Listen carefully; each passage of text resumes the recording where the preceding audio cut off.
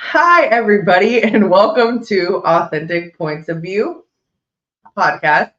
I am Danielle, and this is McKenna, I'm back. she's back. Look at her. Hey, no side eyes right now. She's giving me the side eye. All right.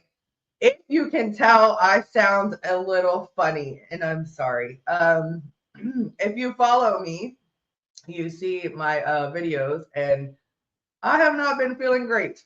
It could be the pollen because one day it was 15,000, which if you don't live anywhere with pollen, you might not know that that's high, but holy snipes, it's high.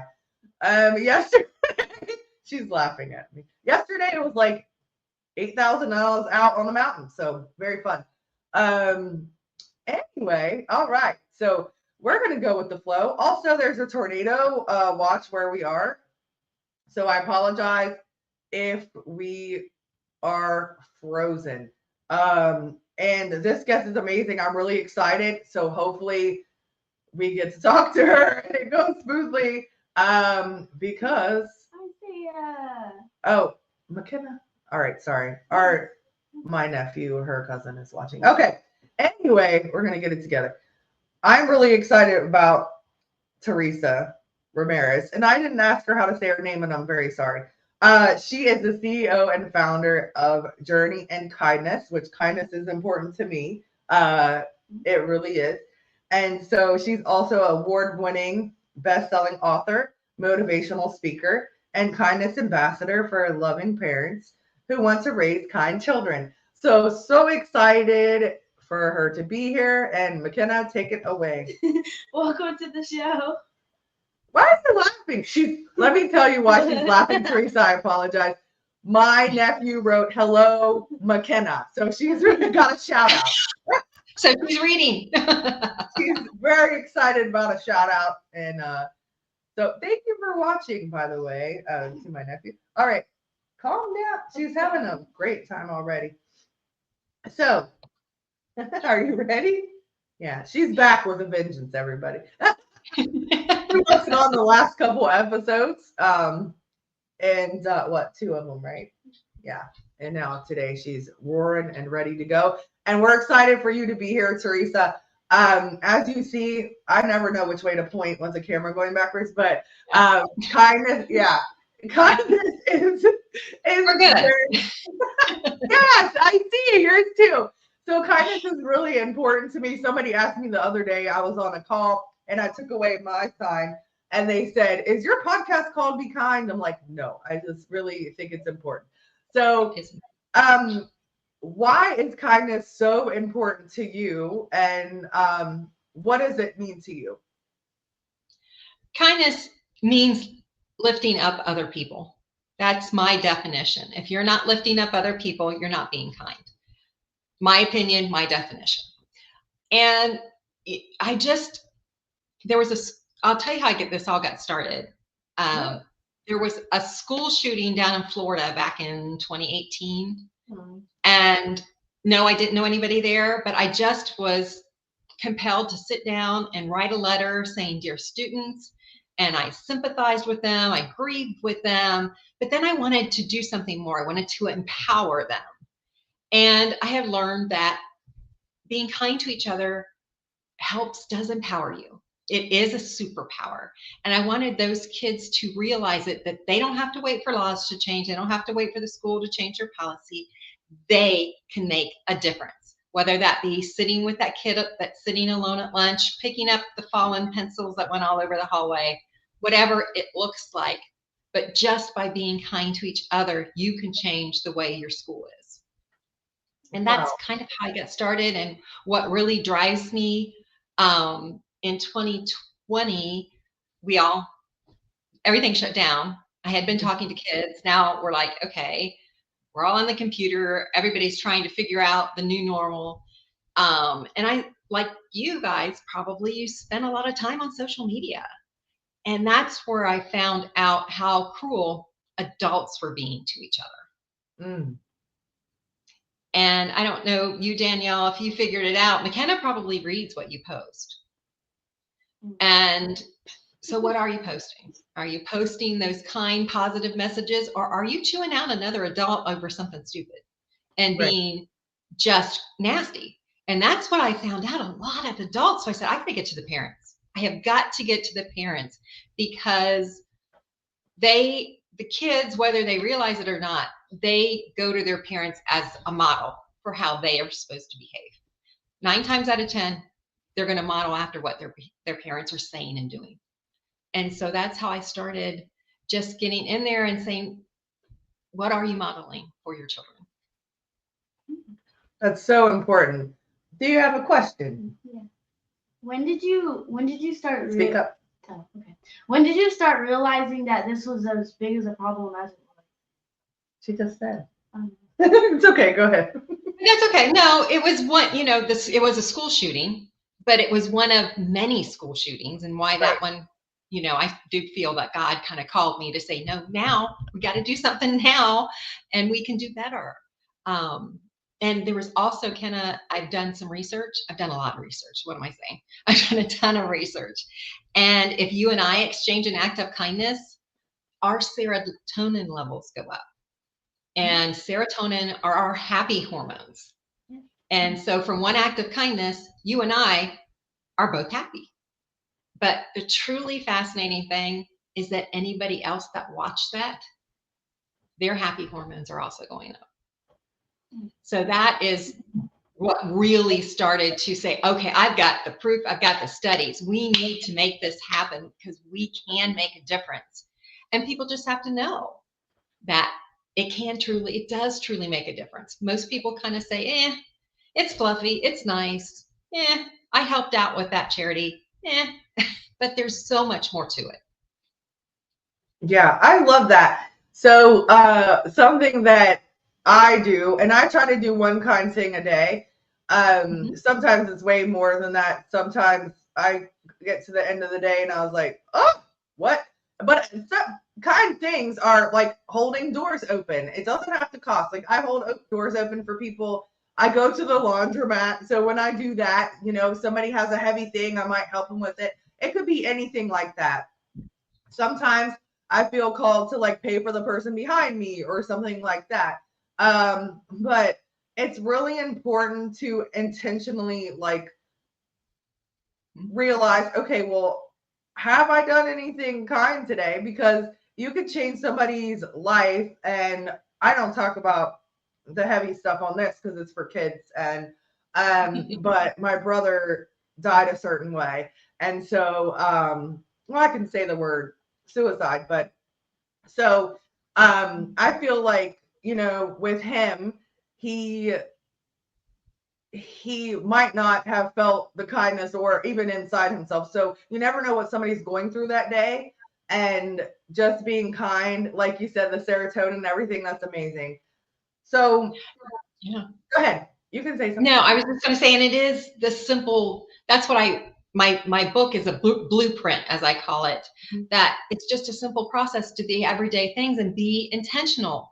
And I encourage parents, get up in the morning, where you're going to be. What can you be intentional? Start writing. Okay, I can do this to be kind. I can do that to be kind. Yeah. And like you said, it's all about being intentional and really doing it. Because some people will say, well, I've heard all this before. And I'm like, well, are you practicing it? Are you doing it every day, every chance you get? Yeah. And also like being genuine and being kind. And like you said, when like with me, if I feel reactive to something, first of all, I help clients in certain ways. So like I have to coach myself in my mind. Like if somebody sparks a reaction for me, I'm like, whoop, it's on me. It's not on them. I gotta, but I don't put it on the internet, for goodness sake. So I really don't. I like, even if somebody messaged me and I have to think, is this the message that I want to get out there? If everybody read this, is this what I want them to say? And it wasn't even mean. It was just like this guy was talking about me. And I went to message him back and I said, nope. And I said, I'm fine, thank you. And that's all I wrote back. Because no matter what he says to me, it's on me how I react, to things. So your book, can you tell us what it is? That what it is behind you? Is that what it's called? Or Yeah, it's called, here, I just happen to have a copy. This is Raising Kind Children, and it is an award-winning book. I'm very excited, very proud of that. But it's a quick read, and it's just a process on how you can make it, first of all, kindness, make it as natural as breathing. And that is starting with smiling and saying hello to people, opening doors. I like to use the grocery store because most of us end up in a grocery store at least once a week. And, the simple things like when my son was like 3 or 4 and we were in the grocery store and he threw the biggest temper tantrum on the face of the planet. And I picked him up and put him in the car, and I kept going. I said, because this is like any single parent, any parent. I only have this amount of time. He's going to just have to scream and get over it. And by the time I got to the register, I was just, drained. And I think a lot of parents have been there. Yeah. And as I'm walking out the door, a gentleman stopped me and said, "You're doing a good job."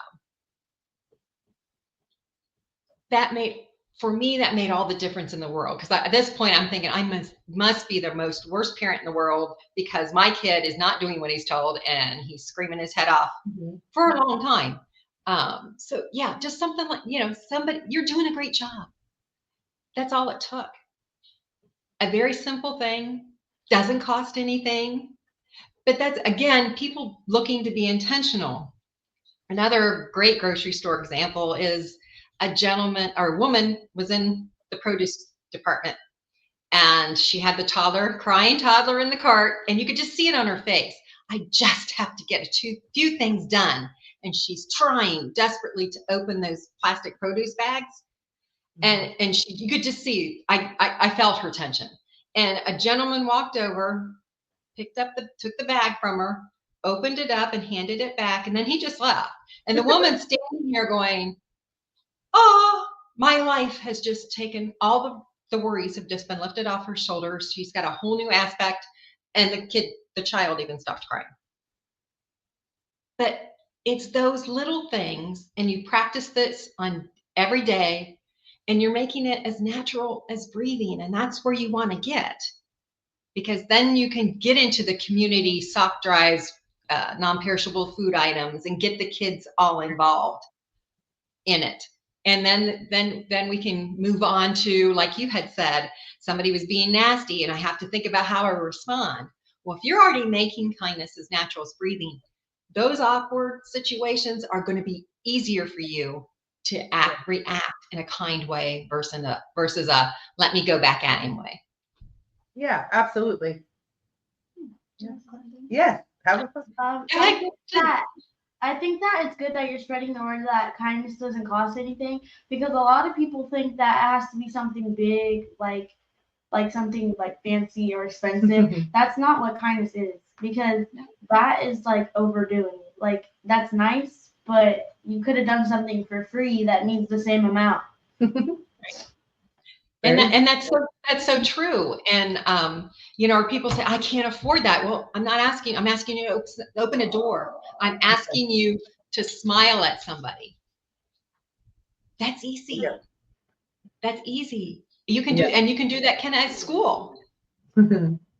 Smiling at fellow students, your teachers. How about the cafeteria workers nobody ever thinks about, or the custodians? I call those the invisible people, because they're there, they're necessary, but sometimes we don't see them. And just reaching out and saying, "Hey, thanks you're doing a great job." Yeah. Those kind of little things, even in a school environment, go a long way. It's really important. And it's not the same thing as a school, but I'm a nurse, and then the hospital, the EVS doesn't come until nighttime. And we got a new one. She's so awesome. And she goes above and beyond and helps, like, in ways that she probably shouldn't. She doesn't have to. She'll like undo the sheets for us and help us and all this stuff. And we make sure that we say thank you, because not that you have to be motivated to be kind, but if somebody doesn't appreciate it, then it makes it a little bit harder, right? Because if she's going above and beyond and we're just being mean to her, well, it's like, that's not fair. But we appreciate and we see what she's doing, and we see the hard work that they do. And it's funny because a lot of people leave before they shine the floors. And so the next morning I worked, I work 12-hour shifts. So the next day I come in and they're like, oh, look, the floors are shining. I was like, they work hard, And so it's like, and we tell them, hey, you did a great job. It's important. But like in schools, and every time I see, oh, that's such a hard job. But when I see, anybody, their counselors, teacher, the principal, the whatever, I love to say thank you for what you do. Even if they don't know me, they're like, okay, thank you. They appreciate it. But yeah, she's shaking her head. McKenna is in leadership. So she's in leadership. She's an ambassador, which we talk about ambassador. Yeah. And so she is more like, I don't want to say, like, she knows everybody on a different level, even the higher grades. Like, she's very close with the counselor for 8th grade, even though she's in 6th, because, so I know that they have a difficult job, and it's really important what they do. And so you're so cute. Okay. So I can hear the storm. It's fun. All right. Oh yeah. But I have a question, McKenna. In your role, do you do acts of kindness for fellow students or community work, or with the group? Did you bring the students together?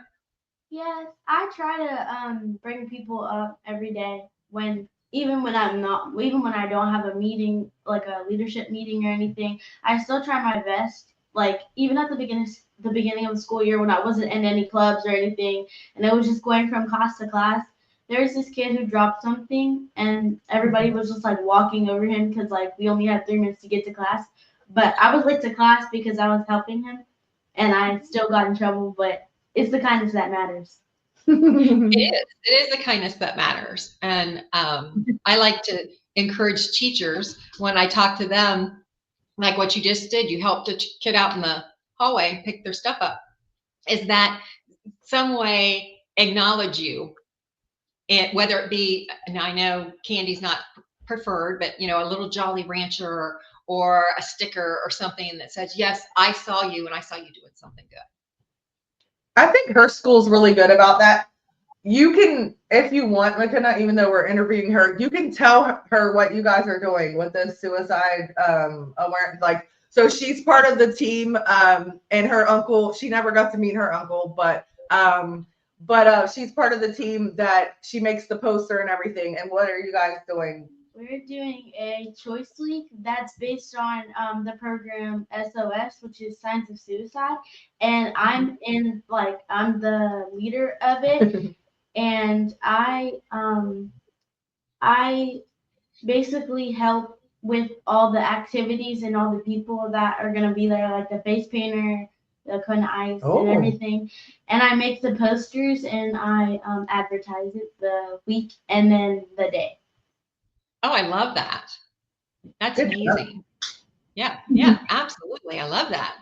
And get the kids involved, because that's another thing. As far as your serotonin levels going up when you're working with the other kids, maybe another kid's down, kind of shift their focus to say, hey, we can help out this kid over here needs help with his math homework, having trouble with it.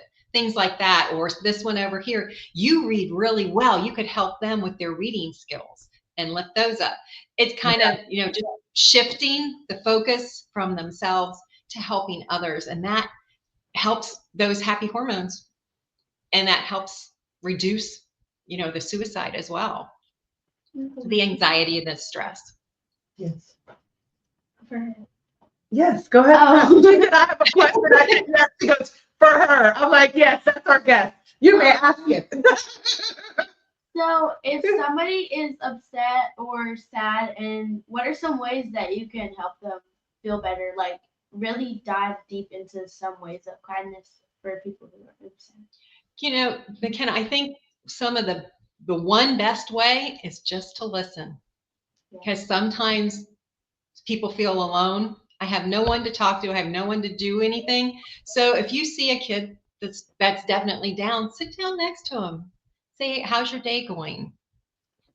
What's the best thing that happened to you today? What's something that might be upsetting you today? Oh, they're open-ended questions. So they have to give you more than a yes or no answer or a shrug. They have to give you more. And, and just sit and listen to what they have to say. That's number one, because then you're somebody, they know you're somebody that cares. I can give you guys a great example of that. Yeah. I walk my dog. I've got a great bike trail in the parks behind me. It's wonderful. And everybody might have this cute little 10-pound dog. Everybody, she's so cute. We want to pet her. Okay. And so the woman came up, asked to pet her. I said, oh, sure.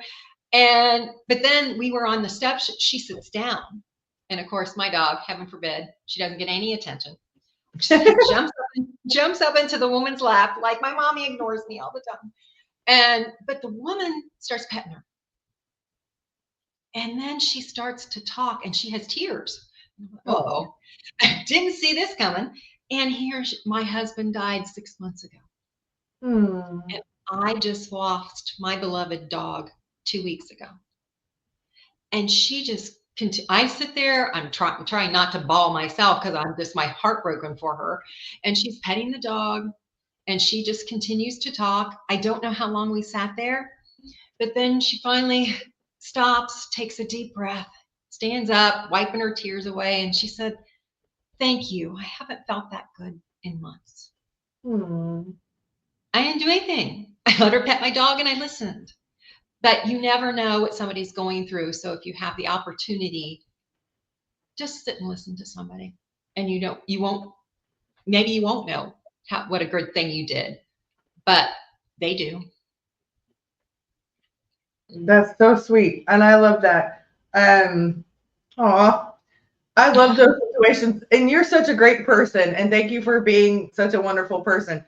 And I have those situations as well that mean so much to me. That's why I went into grief and trauma coaching, because at one point I was going to help parents with neurodivergent kids because I have my son is neurodivergent. And so I got to the point where people were just coming up to me telling me who they lost, not me being a nurse. I'm not even at work. I'm everywhere else. And I'm like, no, my calling is to help people with that. But it feels so good to listen and to make them feel good just by being there, Hi. Yeah. And then we have a guest. This is Marvin. Hi, Marvin. We have a cat. He's feeling a little neglected. Oh no. We have a cat. We can talk about being kind to animals. Yeah, go ahead. We were walking Noelle, and this time we were on the street, and we kept hearing this pitiful cry. And this woman comes running out of her house, and she said, I can't find it. It's under my car. I can't get it. I've got to go to work. I'm going to be late. And she's all upset, but she said, I don't want to hurt the cat by starting the car. I don't know exactly where it's at. And, we did. I had somebody bring out tuna. Somebody else brought a cat carrier. We're all trying to coax this cat out from underneath the car. And it was taking forever. The poor woman was late for work. I feel bad. But all of a sudden, Noelle sticks her nose up into the wheel well. Well, lo and behold, this little black nose sticks its head back out. We hadn't been able to even see it. We had no idea. And so I put her on a stay on the sidewalk. That cat moved so fast right there and we were able to scoop it up and get it in the carrier. And obviously, he weighed 1 pound. Oh, he fit right in my hand and he only weighed 1 pound. Obviously now he weighs a little more. This is 3 years later. But that's just, be kind to animals. And I will give my please spay and neuter your pets, so that there's thousands of Marvins under a car somewhere. And it just makes me sad. So if you please spay and neuter your pets on my Be Kind to Animals kick there. No, so cute. You can tell her. You didn't hear what McKenna was saying. No, I didn't. We just got a black kitten, like how many months? A few months ago. Mm-hmm. A few months ago, and his name is Shadow, and he's so cute. And he used to be this small, but now he's getting bigger. Yes, they do that. And then the vet is like, you can stop feeding him now. Oh. Okay. One more thing. And then we have a white cat, and her name is Jasmine. And then we have what kind of? So Whiskers was found underneath a house, but he is they think he's mixed with Maine Coon. So he's beautiful. But he's very sassy. We should have called him sassy, but but he's so cute. But okay. So be kind to animals is very important. Just be kind, period. Animals and babies and can read your energy and know if you are a good person. So sorry, back into kindness of adults too and humans and kids. 3 tips on how to be kind in difficult situations. Can you tell us what those are? Yes, I can. Those, yeah. And again, it'll be easier to be kind if you're practicing it with your day-to-day activities like we've been talking about. And when you're faced with someone yelling at you, someone being nasty to you, you can stop, take a deep breath, and a technique I use is just take your pause. So however that looks for you, and just if someone comes at you being nasty, take a deep breath and let it out. And what I tell parents is a fun way to get the kids to practice is blowing bubbles. Yay, that's fun. Because you have to take that deep breath and let it out. And this is a great way to help kids practice taking that pause. So when another kid comes up to them being nasty, they don't start being nasty back. And I had one situation where I went to lunch with a friend. And the service was really slow. And finally somebody came up and she said, she had her pad and her pen. What do you want? And we're like, okay. And, we had a couple questions on the menu. I don't know. I was told to come over here and take your order. What do you want? We're like, oh, boy. And my friend and I are looking at each other going, oh, this is going to be good. So we placed our order. We did get our food. We got exactly what we wanted. But I don't think, how they come and refill coffees and waters. I don't think she did any of that. And when we were about done eating, she comes back to the table, slams the bill on the table. I'm not talking place it. I'm talking, she slammed it. And my friend and I had to make a decision because we did have every right to call over the manager and complain about her. We were well within our rights. But I said, we did talk about it. And I thought, no, we're going to do something else. So we paid the bill, left a normal tip.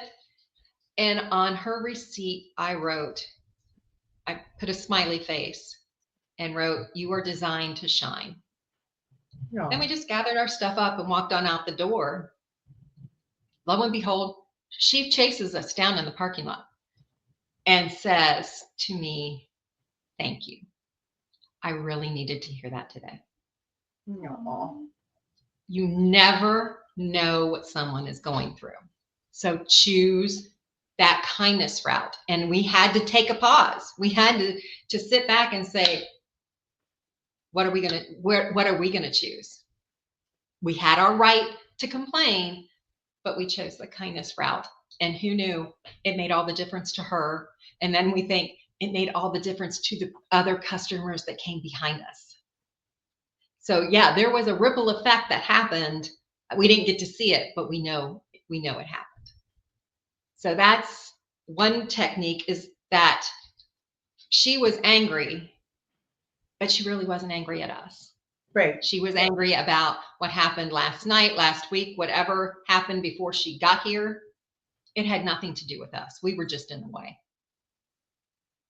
So that's where the pause is really important when there was a really awkward situation.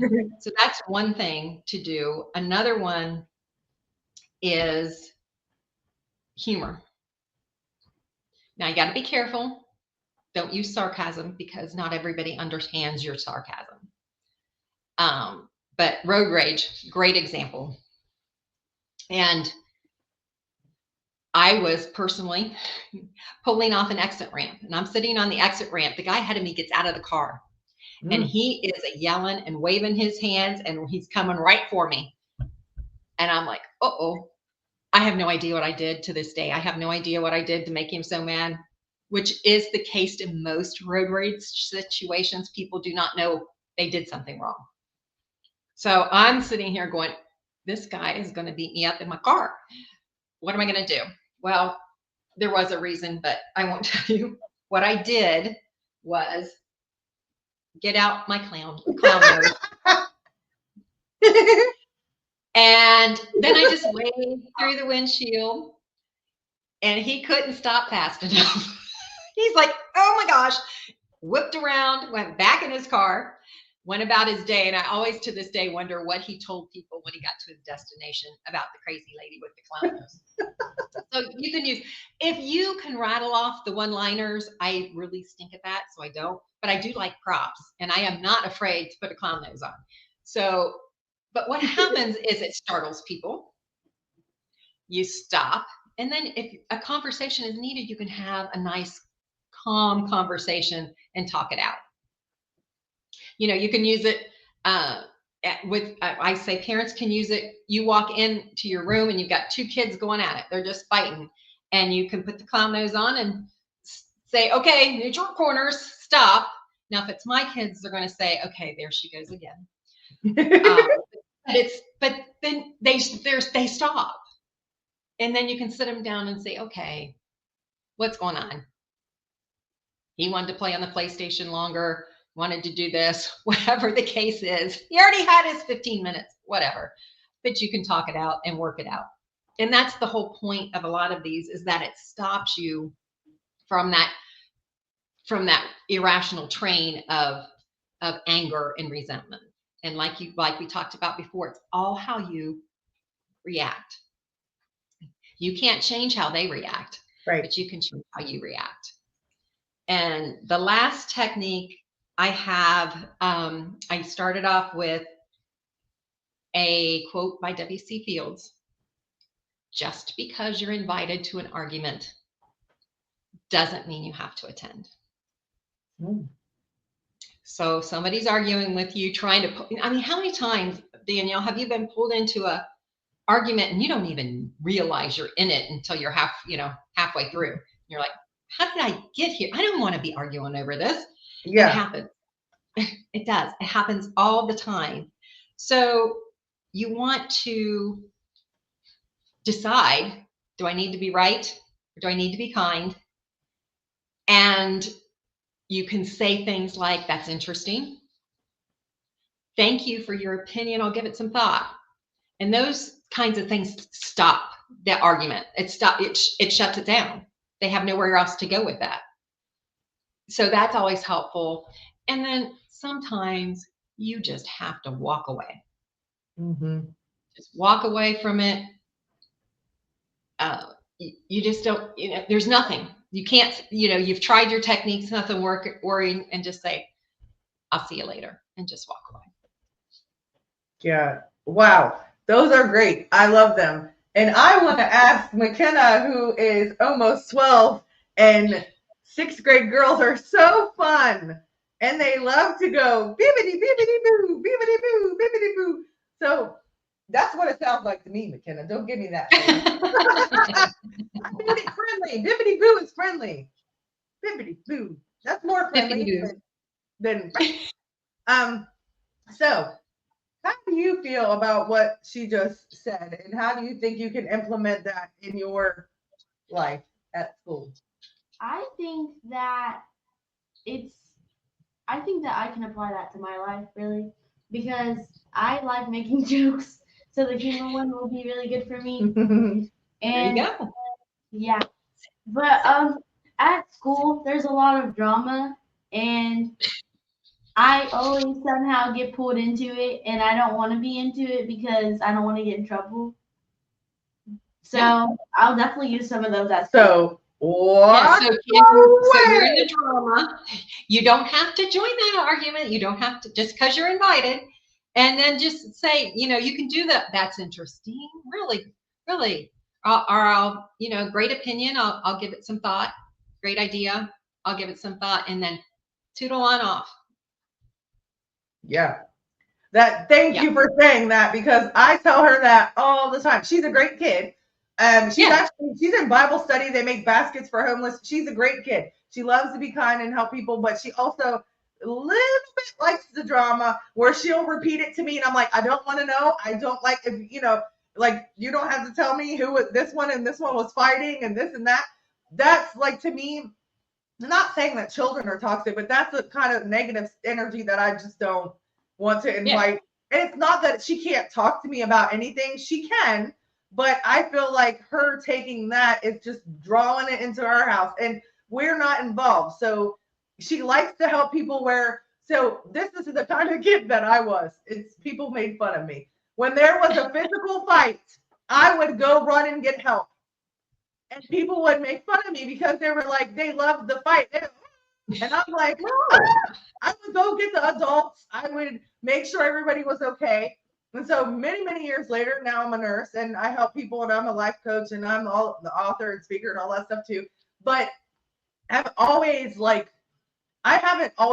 going to say in every situation in my whole life I've been kind. That's not true. I mean, I was a young mom, and I made mistakes, but for the most part of my life, even as a child, I would try to help people and be kind.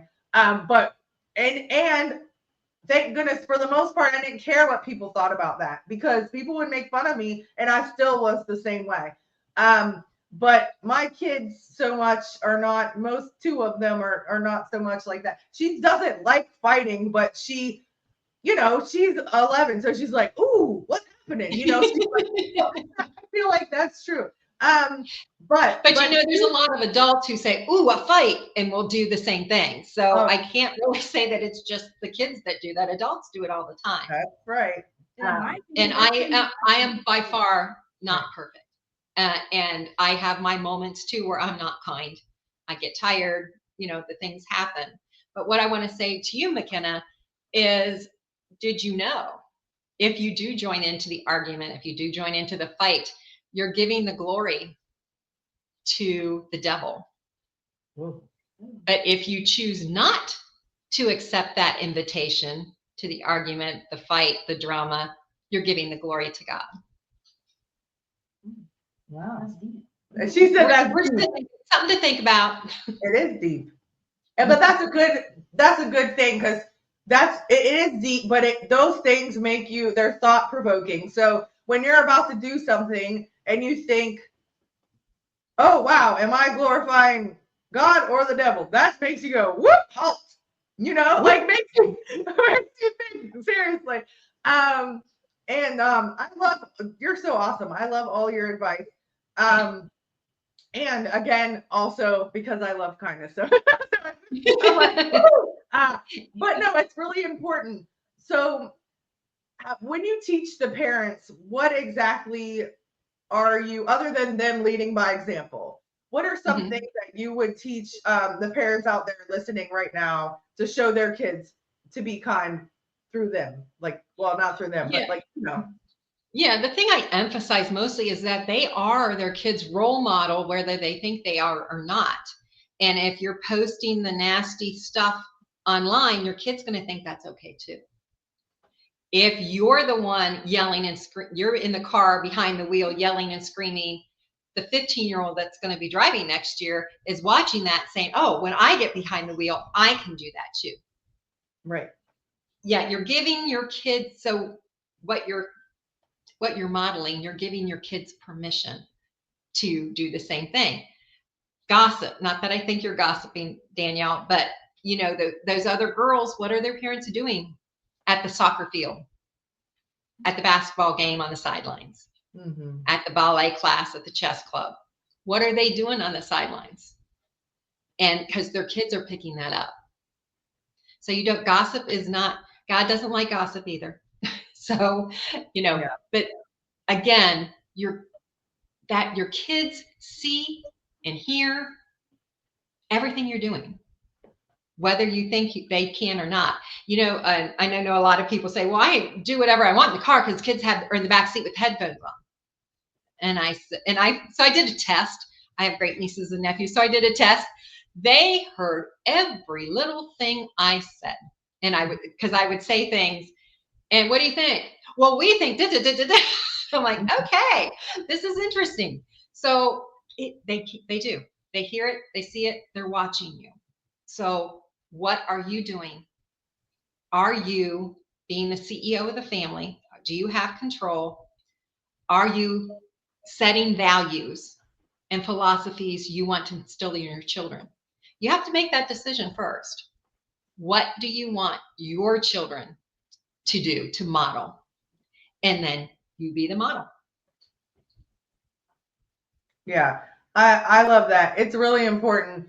And like I said, so I had kids at 18 and 20, and then I had her at 30, and I have a bonus son in between. But my mindset, I have changed a lot.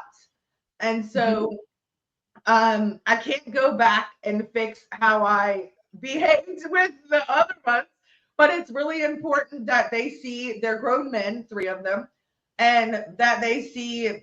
And again, it wasn't that I wasn't kind. It's just that, I made choices and decisions and things that I look back and I'm like, well, could have probably chose that differently, or the job or whatever. But now my second son is a father, and he is a kick butt amazing father. And he didn't really have his father in his life, but he was getting in trouble. He's the one, he had several diagnoses, and he had an IEP at school, all this stuff. And so he says to me now, thank you for all that you did and all that you taught me. Even though he wasn't listening in his teens, he's like, but now he applies it. And now that he's a parent, he understands, how it is. Being a parent is, it's a lot. So, but well, and it's funny you say that, because you were a single parent. I was a single parent. I have now two adult sons. Yeah. And I didn't always do it right either. I'm not even close. And it's funny, my youngest son and I were talking about it, and he goes, yeah, you're cranky. And I said, yeah, I was. I was always kind to a certain extent. So that while we're talking, it's also important to be kind to yourself. Right. I was going to say that. Yep. Okay. Because if your kindness tank is empty, you're going to be cranky. You're going to be tired, and so you need to fill up your kindness tank so that you can continue to be kind, like I did not. So, and that can mean getting up 15 minutes early before everybody else with that cup of coffee and just having that quiet moment to pray, to meditate, to pray or meditate, whatever. Yes, stop, Marvin. He's cute. He's a camera hog anyway. But just, whatever that looks like for you. I know one mom told me, when I come home from work, I tell the kids run for me, and I say, I put my hand up, I need 15 minutes. She goes into her room, has that quiet 15 minutes, comes back out, and she's ready to roll. We're going to all the activities, we're getting dinner going, whatever happens, she's now ready to face that and do it in a kind, calmer manner. Yeah. And that's important. And then she said self-care. But yeah, it is important. And that's something that I didn't really do or focus on. Yeah. And it's very important, because like you said, your kindness tank, like if you're exhausted, and then sometimes I'm still guilty of it. Like I work 12, 13 hours and go pick her up at night only to see her for a few minutes for her to go, because my mom I appreciate my mom. She's already in the shower and like all that stuff. So she's ready for bed. And then, I'm tired, but I still want to see her for a few minutes, but I'm like, you've got to go to bed. Like, I feel like it's me because I haven't seen her, but it's not me not being kind, but also I have to take care of myself, because I have to, she has to go to school and I have to get up and do it again, so it's like, it's important to make sure, like they say on airlines, which I never understood it until it makes sense now, but give yourself the oxygen mask first, to help other people. And so same thing with kindness. Make sure that you have enough to give out and you're not just draining yourself and now you're like but go ahead and ask that. Okay. Yes, you can. My teacher says that kindness is a train and you can choose to hop on it or stay wherever you are. Oh, I like that. I like that. I hadn't heard that one. I like that. Yes. And the counselor say Oh. Miss Emma. Oh, I love. It's kind of like a school-wide thing. She has really amazing. She goes to middle school in Ackworth, Georgia, but she has amazing. No offense to the men, but lots of them are women. The counselors are women. The principal's a woman. The assistant principal's a woman. Like there's 3 assistant principals. 3? Everybody in the office is a woman. Oh wow. So, but they're so supportive and kind, but also strict and do discipline. But they're so wonderful. They're smiling. They know everybody's names. They really care. And I just love them, like absolutely love them. And so I'm so blessed and grateful that she gets to be surrounded by these amazing, and not just because they're women, but just amazing support there. They're very great at a lot of things. They don't take kindly to not being kind. They really know bullying, all that stuff, and I just really love that about them. Can you ask about that? Yeah. Can you explain what the program Home for Life is? Oh, the Home for Life program. That is for women who are facing unplanned pregnancies. No. So we give them, and they choose not to have an abortion, but they need a place to live, job skills, things like that, so that when after they have the baby, and they can make the decision whether they want to keep the baby or give it up for adoption, and we help with all those things. And most of them keep their babies, so we just help them with the care after the baby's born. And then they, the last 2 I had, they had gotten their own housing, got their own jobs, and they're doing great.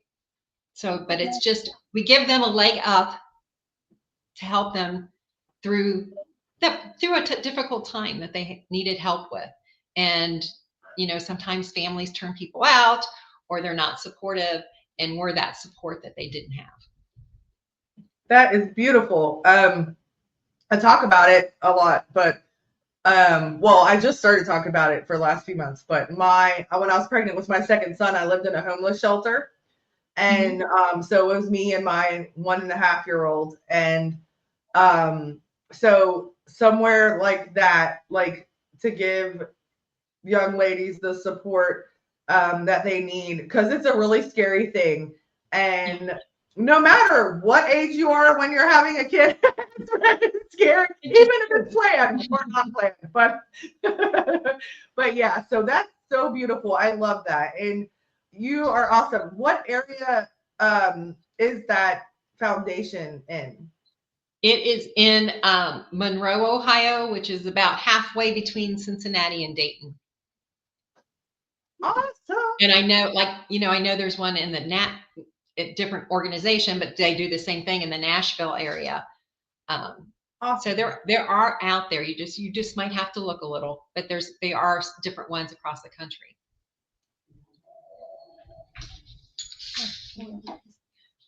One thing I wanted to go back to, in self-care, I kind of encourage parents, you need to show your child kindness. So I say, I love sticky notes, put them up on the bathroom mirrors. You're awesome. You rock.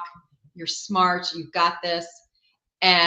Or even like McKenna, if you had studied for the big math test and you were all stressed out, if you had just stuck a little note in her backpack that says, you've got this, those kind of things. And you can also do the same thing with your spouse. Little note by, I appreciate you. Put it next to their coffee mug. Those kind of things. But you can also do the same thing for yourself and put it on your bathroom mirror. So that's the first thing you see in the morning. You are awesome. And put it in big letters. So you're being kind to you and you're awesome. But sometimes we're tired. We're having a bad day. that'll just start your day off right. I love that advice. So since, oh boy, September maybe, I think I've been doing positive affirmations every day, and it really helps me get through the day. And it's really important. It's changed like how I see myself, how I feel about so many things, help me in different aspects of my life. And I try to get her to do them with me, but it's a little bit harder for, kids her age. But it does also help me with my kindness throughout the day too, because I feel like I'm on the right, and I pray and meditate too, but like it helps me get in the right mindset before I go face work or whatever's going on. And so I love the notes. Her and I started, and it did not continue. We started at the beginning of the school year. We're like, we're going to write each other notes every day. We have these little things we were going to put in each other's lunches. And then it was like a few weeks. We did it, what, a couple weeks? Like 2 weeks. 2 weeks. And it was sweet, and we loved it, but we just didn't keep up with it. Next year, we're going to do it the whole year. We are? Well, yeah. Yeah. But then I started getting school lunch, and then... Yeah. I can put it in your book bag. Yeah. Yeah. Not put it in. You can ask the question. Go ahead. Cheers. If you could go back to your 13-year-old self and ask yourself something, what would you ask? No, tell yourself something. Sorry. What would you tell? So the question is, what would I tell my 13-year-old self? Yes. Okay. For me, I would tell myself that I'm enough. Yes. And that I am worthy. Because I think I lost that somewhere along the line. I've gotten it back, obviously, since an adulthood, but I know there were years in those teenage years where I didn't think I was worthy, didn't think I was enough. So I would definitely go back and do that. That is so awesome. That is my favorite affirmation, by the way, is I am enough. It's my favorite one, because we need to remind ourselves that, and I say it to others too. And this message that you have is just so beautiful. And I'm really, really grateful that you came and spoke with us. Thank you. You're welcome. So you probably have answered this, but we ask everybody, how would you tell somebody to become that's trying to become their authentic self? Because our podcast is authentic points of view. So what advice would you give somebody about, I can't even word it, McKenna, can you help me? How would you explain or tell somebody how they can be a better version of themselves? Sure, that's a good better version of their authentic self. Quit listening to everybody else. Yeah. Just be you and shut out all the noise, and get those positive affirmations out and listen to them. Not only say them, but record them and listen to them. Oh, that's good. I like that. I'm gonna have to start doing that. And then when I have, so when you talked about like in difficult times, I love those techniques. And so as a nurse, and I've been hit in restaurants too. I've been smacked, I've been grabbed, I've been called the B word, I've been called the stupidest person in the world. But I also back then would get made fun of because people would say, I would do this, I would do that. So that's you, not me. And I literally, this is way before I was a life coach, way before I was a nurse. I was working in a restaurant, and this guy, who was not a very nice guy. This was in Ohio, St. Clairsville, Ohio, if you ever heard of it. And Yes. I lived there, well, not in St. Clairsville, but I lived in Ohio for 11 and a half years. And anyway, I was a waitress, and he was upset because his food was taking long. I do not cook the food, sir. But anyway, so he got mad at me. I come up there. He smacked me, grabbed my wrist, told me I was a B word and I was the stupidest person he had ever met. And then I had to be nice to him. And the manager made me keep being his waitress, even though he assaulted me. He didn't do anything about it. He didn't like say anything to him or anything. And yeah, so I had to be subjected to abuse. That's wrong. Okay. That's wrong. It's wrong. Just because you're kind does not mean you have to be a doormat. Right. And in a situation like you just described, that's assault. Yeah. You can press charges and it's okay. Yeah, but he did not let me. So anyway, I had to be nice to him. That's fine. And then the other tables were like, what's going on? Now let me rewind when I was a restaurant manager at 20 something years old. Hold on. We will ask that. Thank you. She's interrupting. She's like, you're talking too much. No, but when I was a restaurant manager at 20 something years old, there was a man. I actually went to high school with him. He is a good young man. There was a country bar down the road. This was in Maryland. And so there's these people sitting there from the country bar at one table. My friend was sitting there playing his rap music. The country bar people did not like that. Well, I can't say he was my friend, but my schoolmate.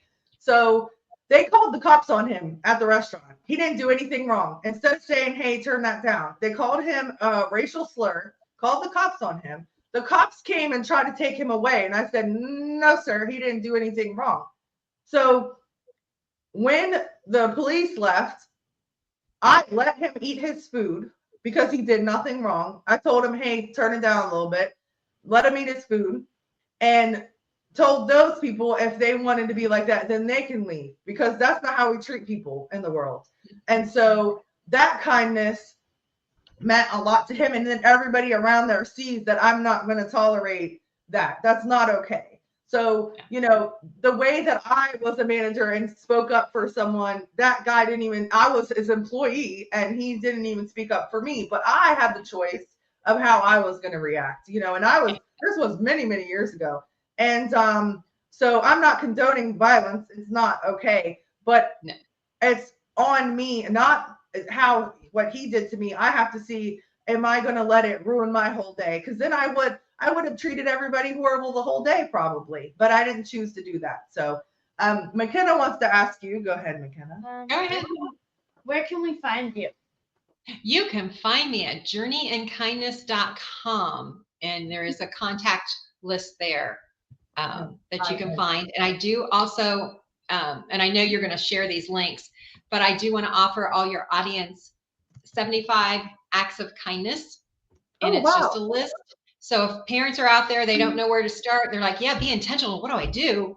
Here's 75 ways. And it starts out with a smile and a hello. And it graduates to something big like planting trees to save the planet.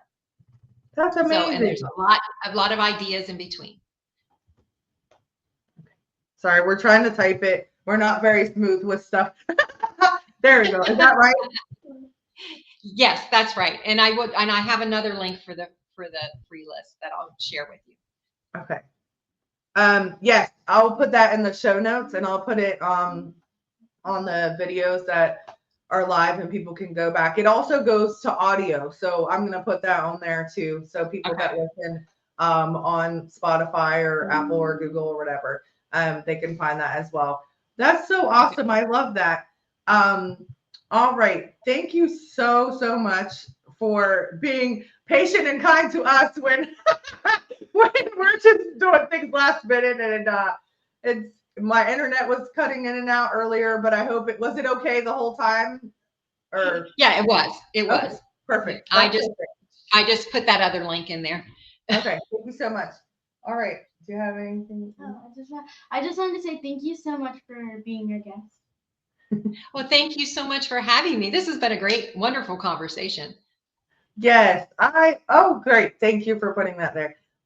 Yes, I agree. You have like a beautiful spirit, and you just like your smiling is contagious. And it is. So, yeah. I used to write when I was a restaurant manager at a different restaurant. I used to write that kindness is one thing we could give away for free. And I would have like a quote every week, but that was my favorite one because it doesn't cost, like we said, to be kind. So Thank you so much. Oh, I need the link to your book as well, so I can add that. So if they want to, is it on Amazon or other places? It's on Amazon, and I'll Okay. share that here in a sec. Okay, wonderful. And so we'll add that to the show notes as well. Thank you so much. Hopefully, parents, you got something from this interview, and children as well. You're awesome. I hope you have a great day, Teresa. And thank you so much for being a wonderful guest and teaching us about kindness. Well, thank you for allowing the opportunity to share kindness. Yes, you're welcome. All right, everybody, have a great day. Bye. McKenna, look, she's like, say the guest for next week. I don't know, McKenna. Thank you for putting me on the spot. But we will be on at 3 p.m. next week. Oh, also, everybody, we will probably be traveling. Hopefully, I feel better. We will be traveling. We might have to do the podcast in a car. I don't know, but we'll be here. So thank you for pointing that out. All right, have a great day. Thanks so much, everybody. Bye. You're going to say hi?